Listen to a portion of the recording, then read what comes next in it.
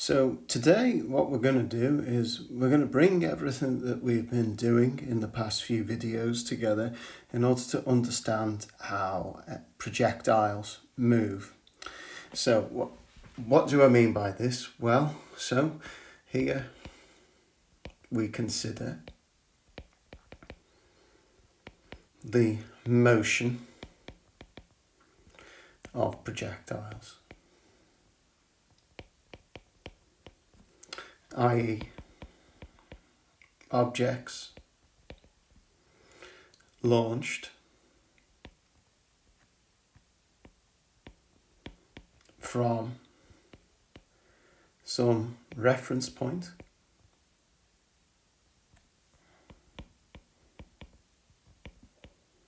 with a given speed at an angle to the ground. Okay, so if I just draw this scenario, what we have is as follows. We have the following diagram. This is the ground. For instance, this is one particular case. So we have the ground, and then at some point along the ground we launch an object at some angle. And say some angle alpha, and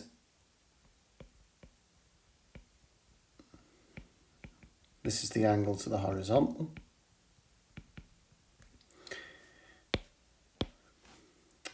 And this has speed, say, u.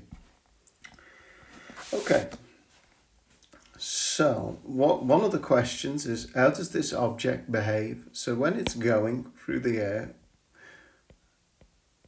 what is it going to do? What's its path? And what we'll do, is we'll use, that's meant to represent its path. So we're going to characterize this path, and what we'll do is we'll use, the key points are using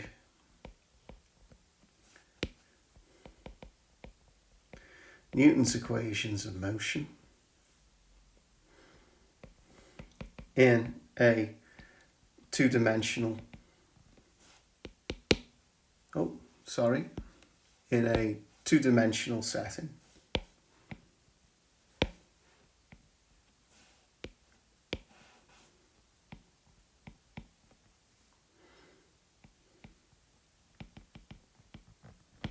Okay, why a 2D setting? Well, I can attribute to this diagram some coordinate axes. So if I just move things around a little.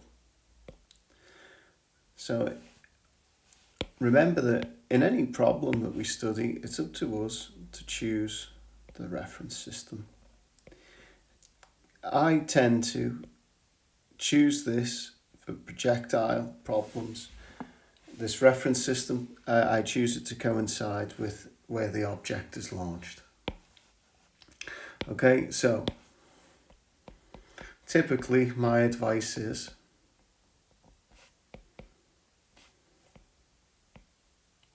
again, you can put this wherever you like, but I tend to put it to coincide with the point from where the object is launched. So we should put the reference system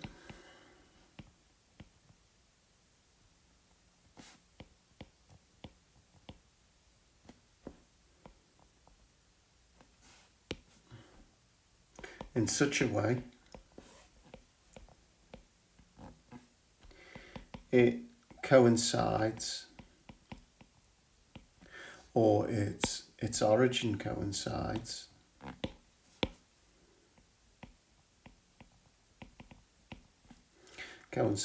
with the point where the object is launched. Now, clearly, here, I wrote the reference system, so I'll just add some detail. That's X and that's Y. Y points vertically up. So notice the directions. Y, positive direction is up. This is obviously going to be important, especially when we start to consider gravity forces, as in the previous examples, upward. And positive here, positive direction is to the right, which coincides with the positive direction for the horizontal motion of the object. So this is the object.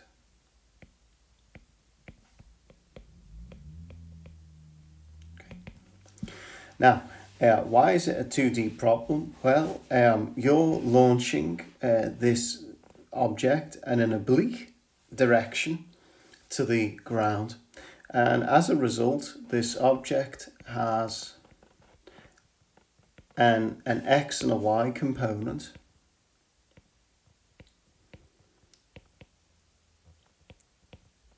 Characterizing its motion. So it uses two unit vectors.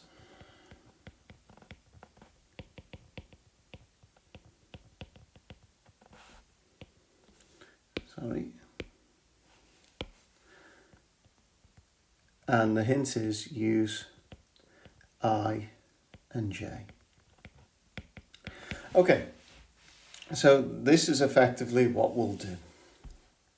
So what we'll do next is we'll take this setup and we'll try to model the motion of the object. Again, we're going to arrive at a two-dimensional problem, and we're going to use this model to determine the path taken by the object. And along the way, we'll gather some information concerning the object's velocity in the horizontal and vertical directions. And also, for instance, an interesting point to consider is how far the object can travel in the horizontal direction and how high the object can reach. Okay, so there's a couple of assumptions to take into account. So this is effectively the description of the problem I've set up. Now just keep an eye on these assumptions that are mentioned here. So first of all, it's a standard one. We're going to assume that in the flight path of the object, that the acceleration due to gravity is constant. That's the first thing. The second thing is that the rotation of the Earth in this problem doesn't affect the behavior of the object when launched.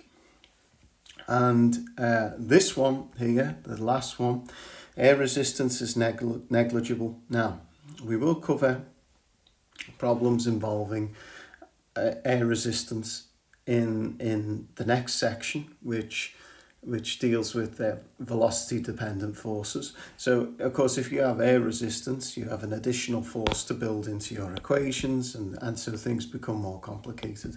So for simplicity, what we'll do is we'll assume that the air resistance is negligible for now. Okay, and then we have these three questions to ask. So maximum height reached by the object, what's its time of flight, what's the equation of the path taken by the particle. Okay, so first we have to model this scenario. So we draw a diagram. We had this on the previous page. Draw a diagram. Okay, so we have something like this.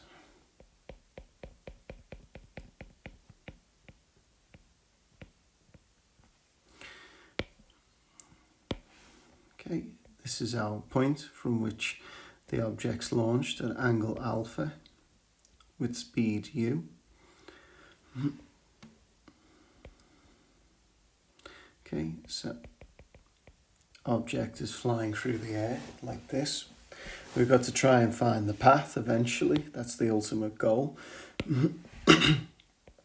And of course, I'm going to put the reference system to coincide with the origin. Origin of the launch of the object. Okay, now, what to do?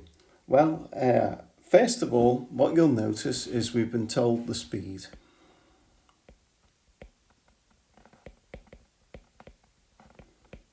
the object's speed and angle to the ground when launched.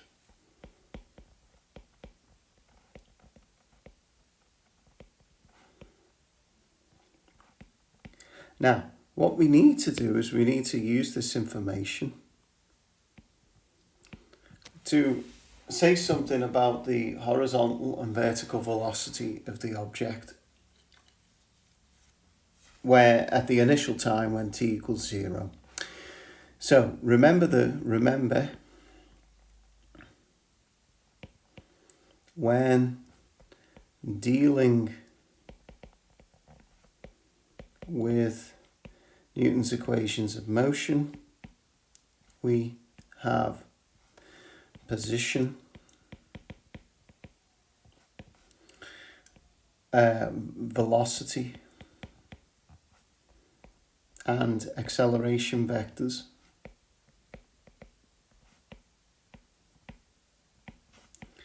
whose components are measured using mutually perpendicular axes. Remember this.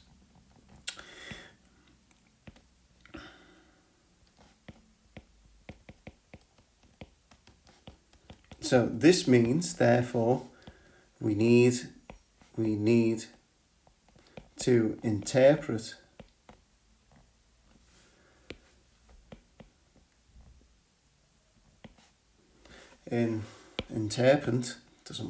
interpret this information in the same way. So we know a magnitude, the speed. We need to now resolve and get the components of the speed with respect to these mutually perpendicular axes. Okay, so we have a magnitude of the velocity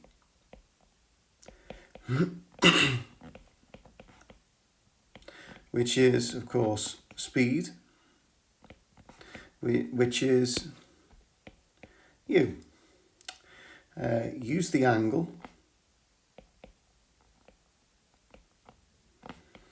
to write the initial velocity vector.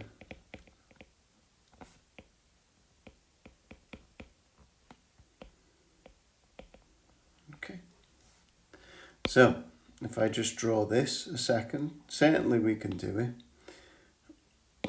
I'll just draw a diagram. So we have the following. This is our coordinates. And this is our initial angle, alpha. And this is our magnitude of our velocity. So using this diagram, I can of course compute the vertical component of the velocity and the horizontal component. It is, after all, just related to a right-angled triangle associated with this diagram. So we get that the initial velocity vector, note that I'm using t equals 0. T equals 0 is, so my horizontal component is u cos alpha. So remember that u is our magnitude, so u is positive. And this should be multiplied by I. And then we have a vertical component of the velocity, u sine alpha, which should be multiplied by j, the unit vector j. Okay, so that's our initial condition for the velocity.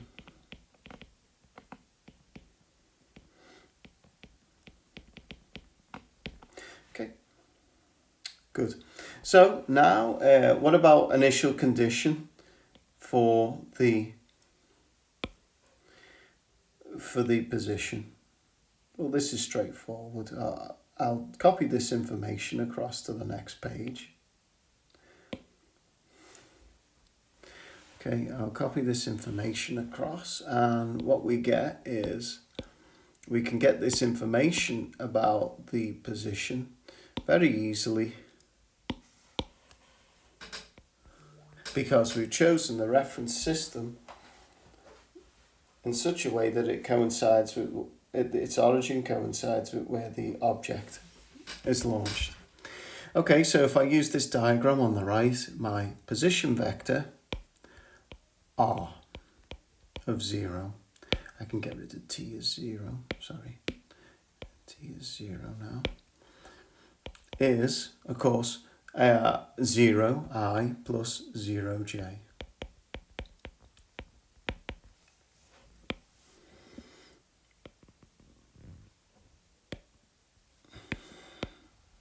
And why? Well, this is because initial position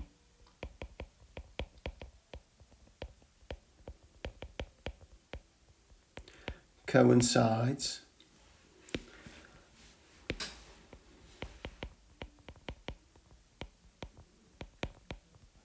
with O, origin of our choice of reference system.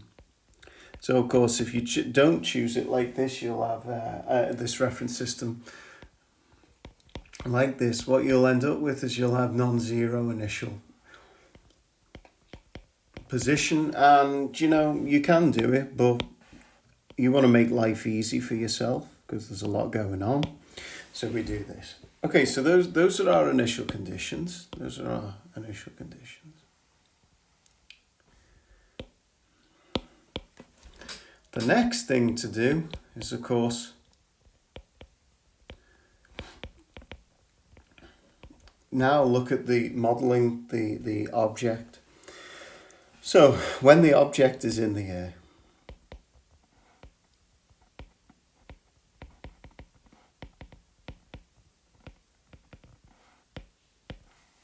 okay, so when the object is in the air, of course, this is a diagram of the object.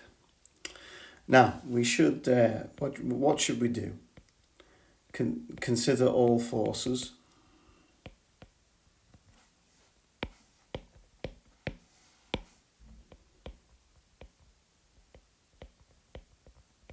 Acting on the object.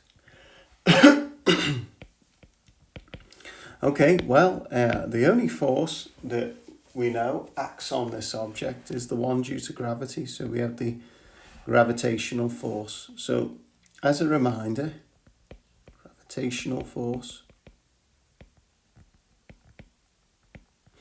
magnitude mg. Remember, it's magnitude, so this is positive here.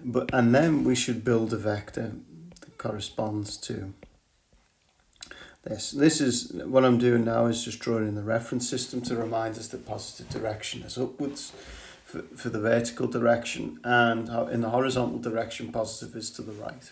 Now, of course, just a brief note, if you build in air resistance, you might have a force acting. This is another force represented by capital R, which is, say, magnitude of R, cos, and if this was, let me just write this, it might be attacking, the wind force might be attacking at a angle beta. So you might have something like this. I tell you what, just for simplicity, we're going to do it the other way. You might have an upwind. This is our air resistance. This arrow is our vector for this. You might have air resistance that is represented, or air resistance. In this case, it's not resistance, it's actually giving us a push, but effective air.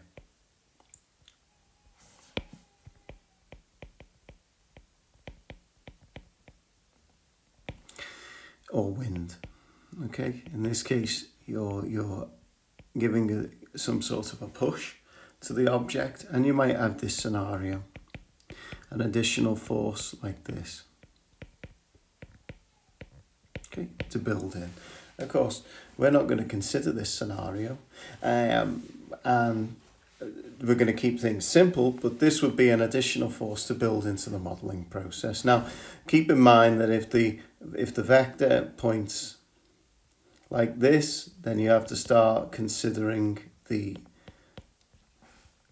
signs of the components to coincide with so say this was our air resistance as before, so the sign of each component of the air resistance vector R, it would have a negative I component, and it would plus a negative J component. Okay, why? Because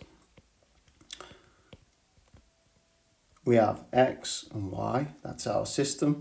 X points to the right, Y for positive, Y points upwards for positive, and if you look at this vector, it has a component, or a vertical component that acts downward, and a horizontal component that acts to the left. So these are both opposing directions to what we've specified as positive with reference to our coordinate system. Anyway, I'm going to take this away because this is just a slight distraction. We're really just interested in this. So you can review this if ever you're given a question with air resistance in. And what about it? Well, okay, so we have gravitational force. Its magnitude is mg, and we need a vector fg for this force.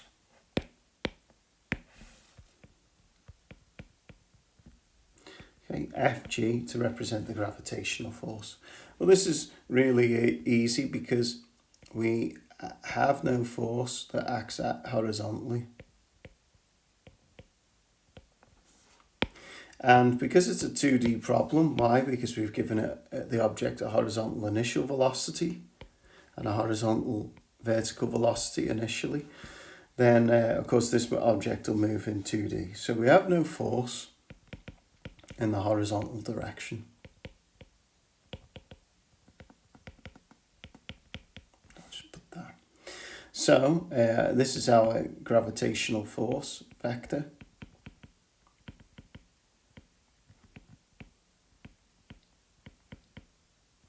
Clearly, we therefore have a 0I component.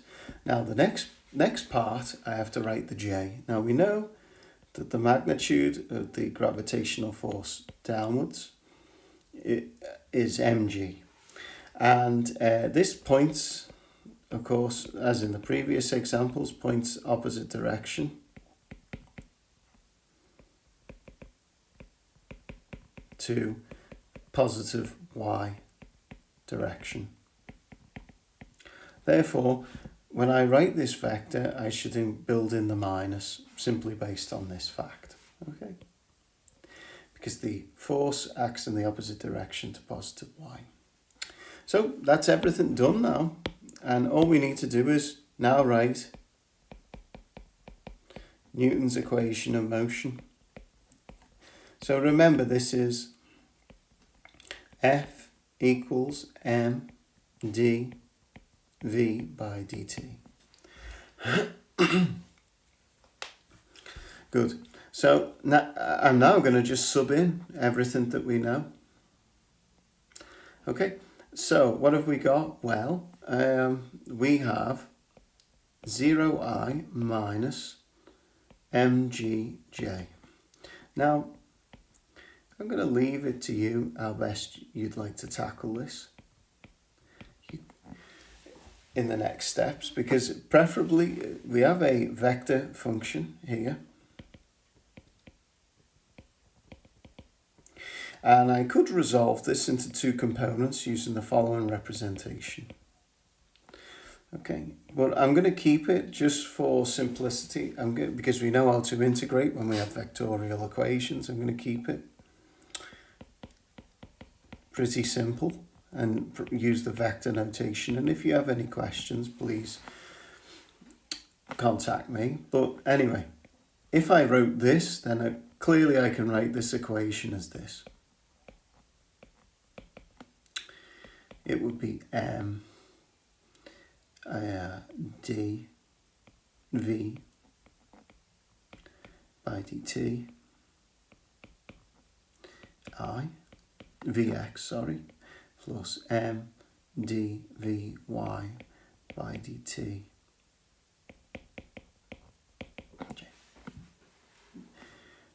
Okay.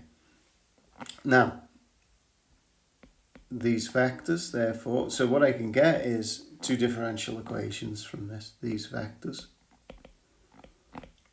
are only equal, as a rule from the analysis of vectors, if the components equate.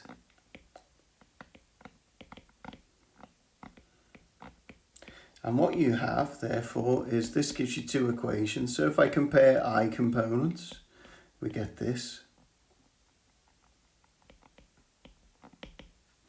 We get the following equation. We get m dvx by dt equals 0. So you can see I have an equation with no forcing in the right hand side. And if I compare the j component, then what I get is m dvy by dt equals mg. So let me just copy this over because I want to make a point. Now, with these two differential equations, I can actually start to solve the problem. It's not a big deal, but you know what? We've gone to all the trouble. So let me just draw this out a second. Let me zoom up this. So we've gone to all the trouble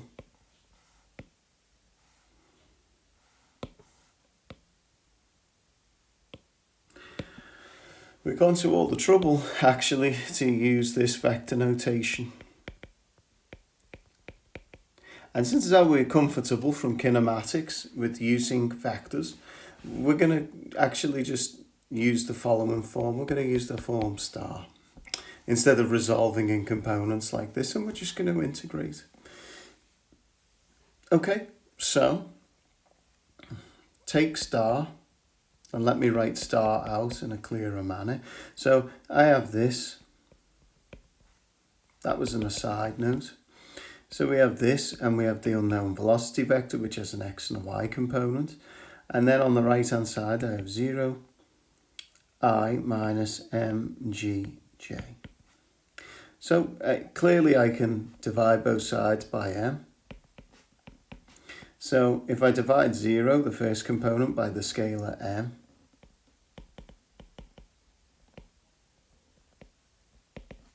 then what I get is 0i. And then the second component, when divided by m, equals this. And then I just integrate like we've done in the past when we looked at kinematics. Okay, so what do I get? Well, integrate with respect to t. Remember that I normally do this with indefinite integration. So if I integrate, what I get is the velocity. This integral of, this was our acceleration. Acceleration, don't forget, of our object. Okay, and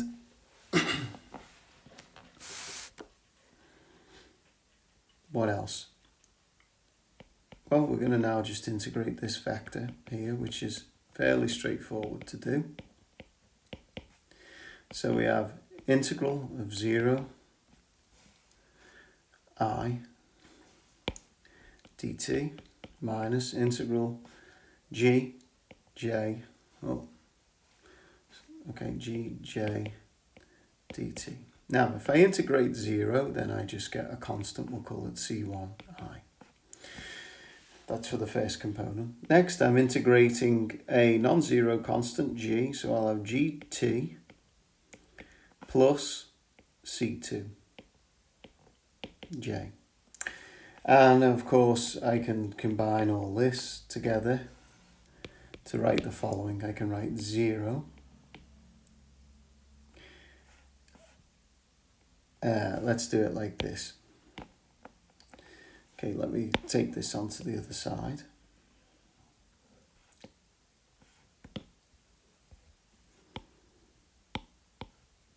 Okay, so what I can do actually is I can write this as minus GTJ, something that we know, plus C1I plus C2J. You know what?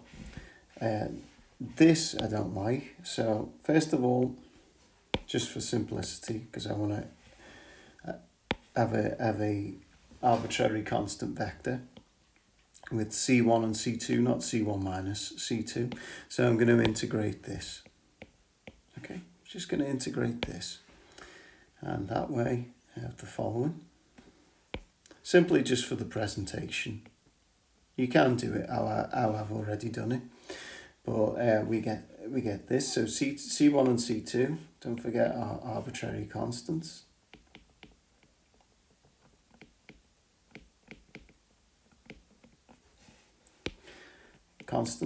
Right? And then I should do some form of correction here. So I bring, again, this really doesn't affect the problem, how I'm changing it. You'll always end up with the same result. It's just I would like to present to you something which is not cumbersome with having to consider all different sides. Okay. And then I have this of course I have this line, which if I write this in the following way, then this vector C is of course C1I, which is the arbitrary constant vector. It contains all our arbitrary constants. Good. So what about this? Well, now finally find velocity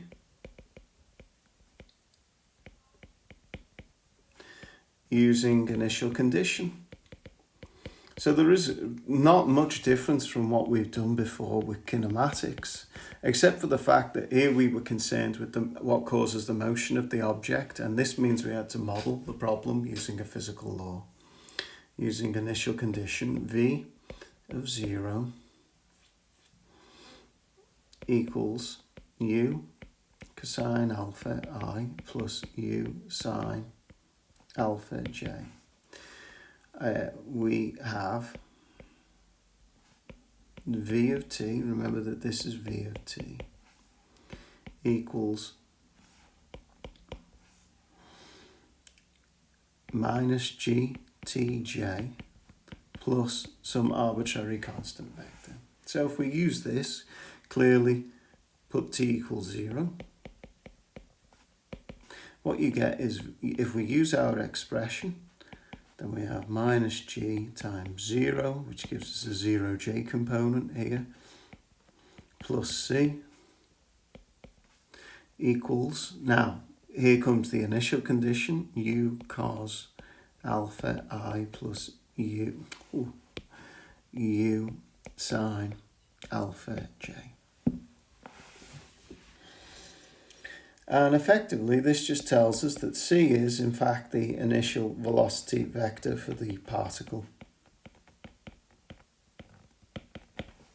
Okay, that's what it is.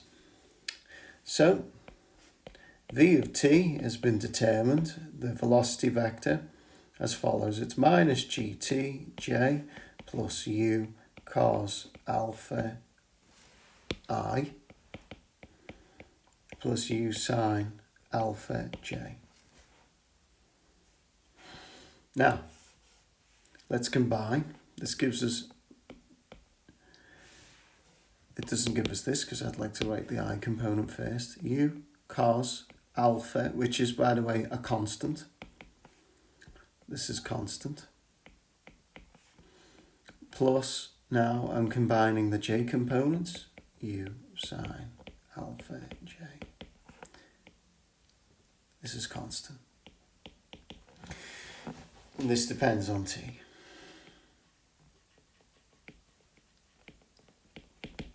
Now, a word about this.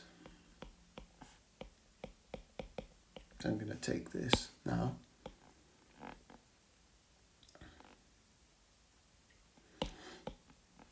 And we're going to just say some observations concerning this formula and what it means. Now clearly if you review your kinematics lecture notes, what we've got is the following. And this is the horizontal velocity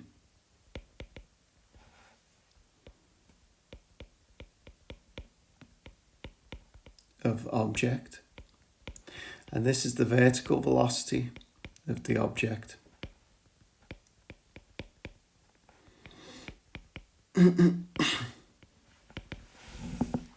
Okay, and what we should do next is use this. So we've been told, or we were asked to find max height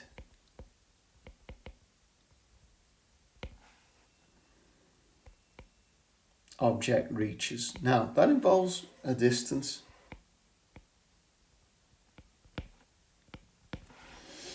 So just a second now, before we get going, remember that remember when we reach max height from previous examples,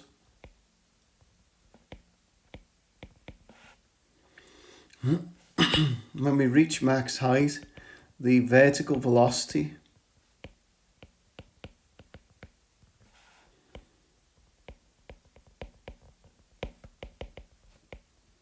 is 0. Okay, so this is Vx here. This is our Vx. This is our Vy, the vertical velocity. So Vy at some time t is 0. So what we can do is we can use to find time t, capital T, of max height. Okay, so this just gives us V of capital T equals minus G T plus U sine alpha. And this should be 0. And then if we just rearrange for capital T, this is fairly straightforward. What we get is capital T equals U sine alpha over G. Okay, so this is our time of max height.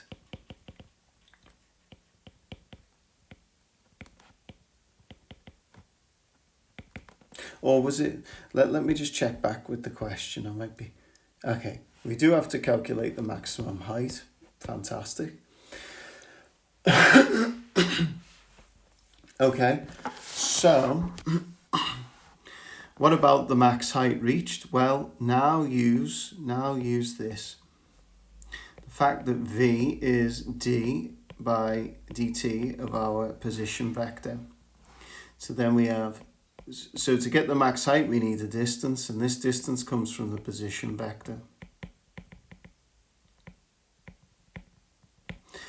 So what we have now is this equation. If I just equate what's at the top with what I have here. So I have u cos alpha, which is a constant, plus minus gt plus u sine alpha j.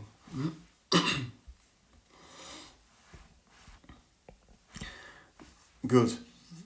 So what to do? Well, next, integrate. And what do I have? Well, I have r of t is the integral of dr by dt with respect to t. And this is, if I use the formula, the integral of u cos alpha I dt plus integral minus g plus u sine alpha j dt.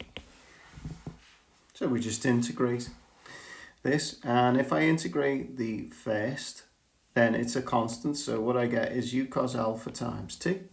Or, yeah, let's keep it like that. Remember that this alpha is not combined with t inside cosine.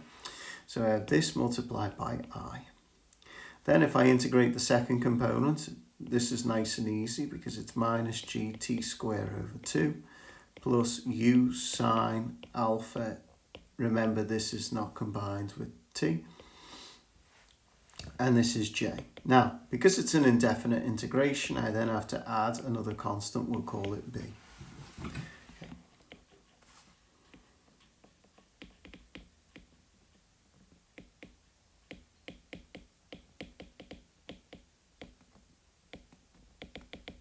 Okay, arbitrary constant of integration, or vectorial constant.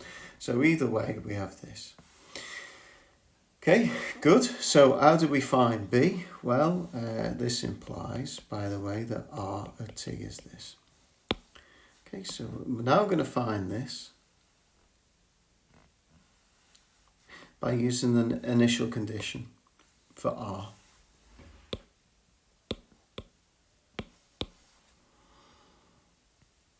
Find B using initial condition for R. That's R of 0 equals 0i plus 0j. Now, okay, so we have, using this, of course, due to our initial condition, we have 0i plus 0j equals R of 0. And then if I use the expression for this, I just get u cosine alpha times 0i plus minus g times 0 square over 2 plus u sine alpha times 0 j. Just move things over to the left so that we can squeeze b on, plus b. And clearly what you can see is that all of this is 0i plus 0j. So this tells us that b is effectively 0i plus 0j. Good. And so this is our vector R, just all of this without the constant.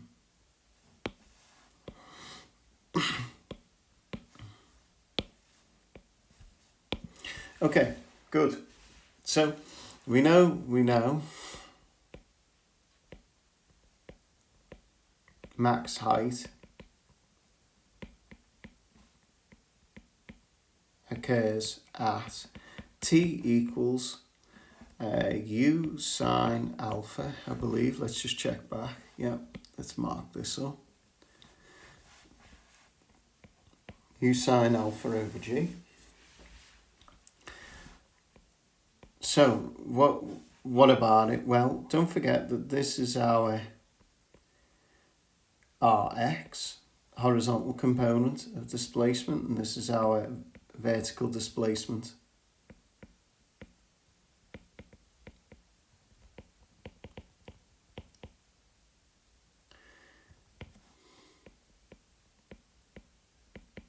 And this is horizontal displacement.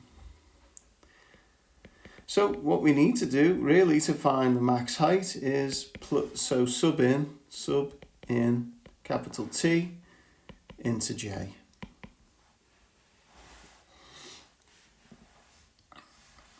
Okay, so into J, into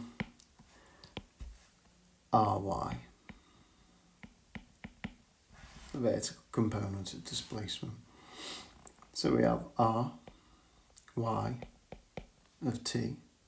Sometimes, by the way, you might see me use y of t instead. Okay, ry, it shouldn't be underlined, it's a scalar. Ry of t of capital T.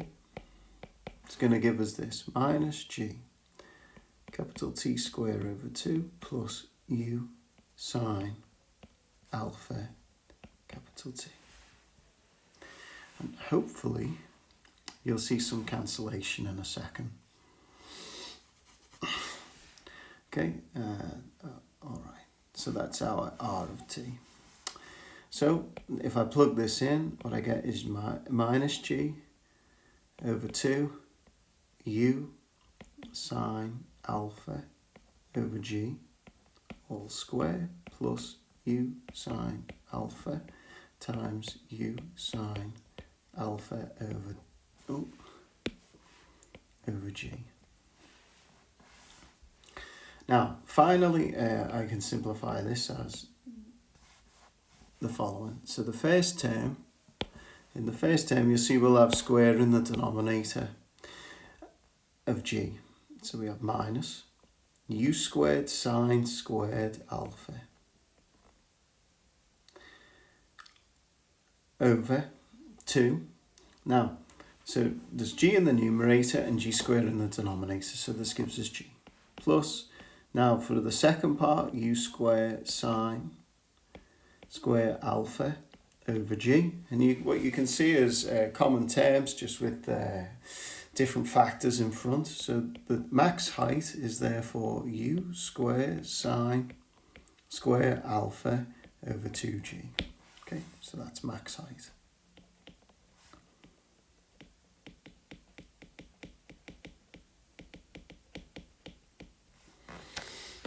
Okay, great.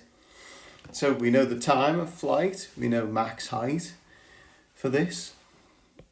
And next, what we're asked to do, we know everything really for this problem. What we're asked to do is find the time of flight. Now, surprise, surprise, what you're going to see is that the time of flight is double the time taken to reach max height. Okay, so how do we find the time of flight? So, time of flight.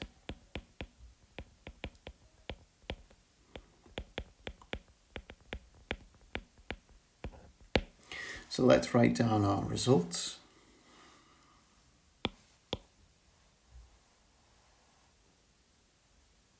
I'm going to copy this across just to remind ourselves what we did, which is a good piece of work. Here, some work involved in getting to this. And just for simplicity, I'm going to write down the components. Vx of ti plus Vy of tj.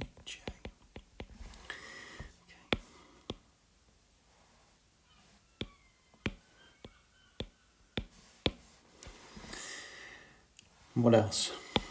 We have this expression for r of t.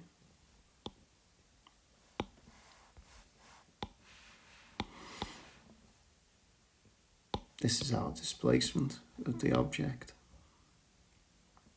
And in between I'm going to write rx of ti plus ry of tj.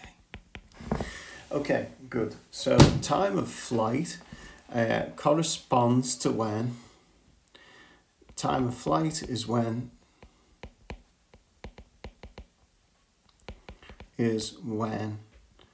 object returns to ground. And this basically means that your vertical, in our reference system,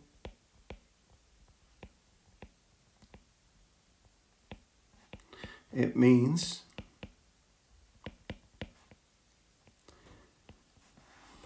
when vertical velocity, vertical displacement is 0.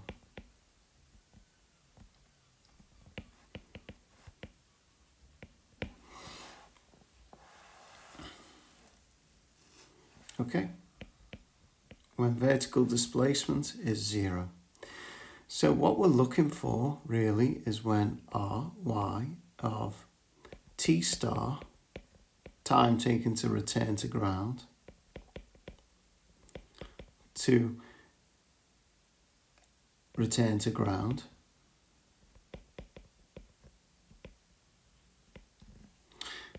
equals 0. Equals 0.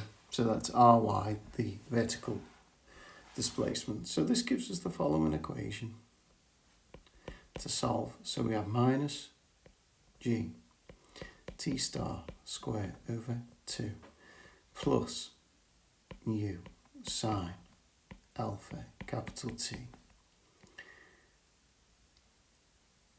equals 0. Now, clearly here what I have is a common factor of t star, so I'll put this outside. You can probably see now what I was trying to tell you earlier. So this implies that t star equals 0, or I'll just write either. And we should eliminate which ones are not candidates. Or t star, if I look at this, is u, 2u sine alpha over g. Okay. Now, clearly, when we initially launch the object, this is when object is launched at the ground. So we don't need this.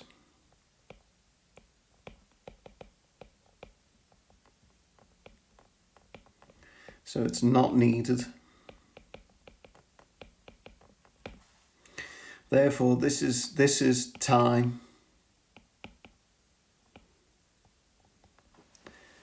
This is the time when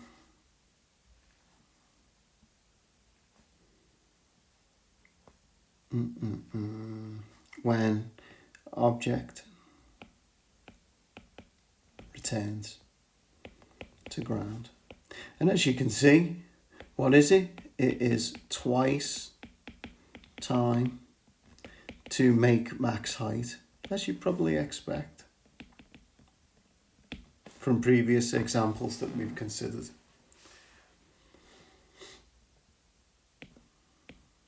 Okay, now finally we're told what's the path, or we're not told, we're asked to find the path of flight. Okay, so path of flight.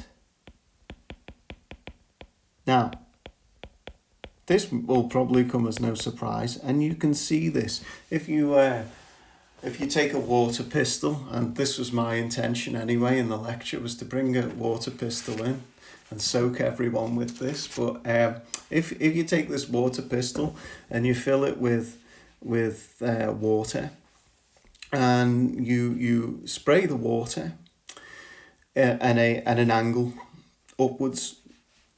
So it's at an angle to the ground and you're spraying this water upwards. Then what you see is the water streams out and it follows a particular path. And this path will determine. So if I model the water,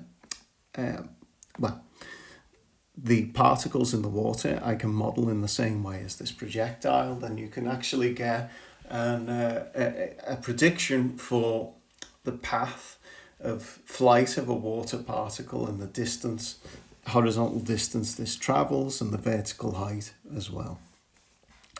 Okay, so anyway, that aside, remember or recall, we have this position vector. So all the information's contained in the position vector. So this is Rx, and for simplicity, I told I started off with Rx. I want to call it X of t for now, because it's just nicer for what I'm about to show. And this is RT. And we can use this to get hold of the. We can use this information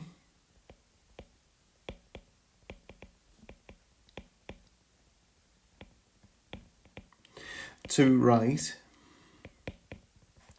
y of t as a function of x of t. Now remember, our diagram is like this. You have the ground. I put in the reference system y, and if you were looking for a path of this, well, it's gonna, whatever it is, trace some path. Of course it won't look like this, but this would be y as a function of x. So this is what we're gonna do. So this is really easy, because here x is u cos alpha times t. Bring that a bit closer. Y is minus t squared over 2 plus u sine alpha t. And simply what you do is you say, okay, t is, we're going to rearrange and make a substitution. So here the t is x over u cos alpha. and we sub in y, this. So we get y is minus g over 2. Now I'm going to replace t squared by x u cos alpha square plus u sine alpha. Now I'm going to replace t by x over u cos alpha. Okay. So if I simplify this, I get g over 2 u square cos 1 over cos square alpha. Well, that's the following. Just rearrange. That's sec square alpha, and then I have x squared plus. Now I've got u sine alpha divided by u cos alpha. So this gives me tan alpha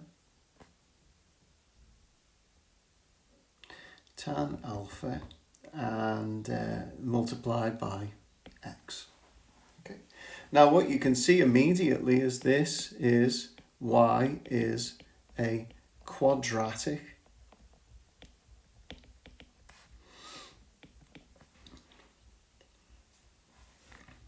of x. And this means that the object takes path of parabola.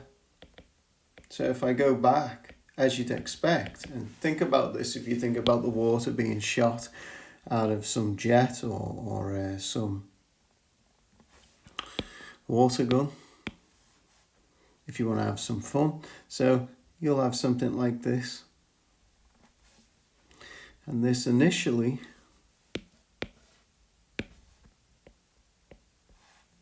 is alpha. Okay, so this object is following this path, then it reaches a max height, and then it returns to the ground twice the time taken to reach max height. So we have shown this.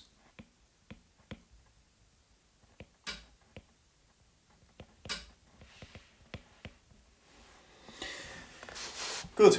So, well, that's it for this introduction to projectile motion. Next, we'll do a series of examples that use everything that we've been given.